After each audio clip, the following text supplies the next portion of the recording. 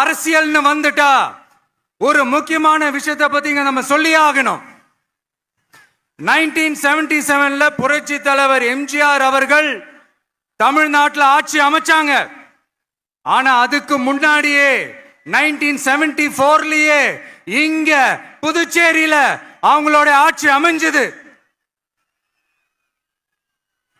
அதனாலதான் அப்பவே சொன்னாங்க, நமக்காக வந்தவர் எம்ஜிஆர், அவரை தமிழ்நாட்டில் மிஸ் பண்ணிடாதீங்கன்னு நமக்கு அலர்ட் பண்ணதே புதுச்சேரி தான். அப்படிப்பட்ட புதுச்சேரி நம்மளால மறக்க முடியுமா? அது மட்டும் இல்ல, இங்க இருக்கிற மக்கள் தமிழ்நாடு மாதிரியே புதுச்சேரி மக்களும் என்ன கிட்டத்தட்ட ஒரு 30 வருஷமா என்ன தாங்கி பிடிச்சுக்கிட்டு இருக்கிறீங்க.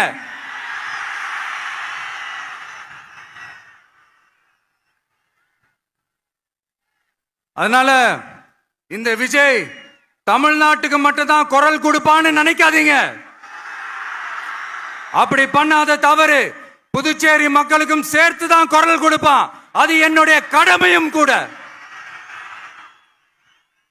அதனாலதான் இங்க நீங்க ஃபேஸ் பண்ற பிரச்சனைகளை பத்தி இன்னைக்கு நான் பேசுறதுக்காக வந்திருக்கிறேன். அது மட்டும் இல்ல, இந்த புதுச்சேரி கவர்மெண்ட்டை பத்தி நாம சொல்லியே ஆகணும். இது டெஃபினட்டா தமிழ்நாட்டில் இருக்கிற மாதிரி நம்ம திமுக கவர்மெண்ட் மாதிரி கிடையவே கிடையாது. ஏன்னா வேற ஒரு அரசியல் கட்சி நடத்துற நிகழ்ச்சியாகவே இருந்தாலும் அந்த நிகழ்ச்சிக்கு தன்னெழுச்சியா வர நம்ம மக்களுக்கு பாதுகாப்பு கொடுத்து பாரபட்சமே காட்டாம இந்த கவர்மெண்ட் நடந்துகிட்டு இருக்கிறாங்க. அப்படிப்பட்ட இந்த புதுச்சேரி கவர்மெண்ட்டுக்கும் நம்ம புதுச்சேரி சிஎம் சார் அவர்களுக்கும் இந்த நேரத்தில் என்னுடைய மனப்பூர்வமான நன்றிகளை தெரிவிச்சுக்கிறேன். இத பார்த்தாவது தமிழ்நாட்டில் இருக்கிற அந்த திமுக கவர்மெண்ட் கத்துக்கிட்டா நல்லா இருக்கும்.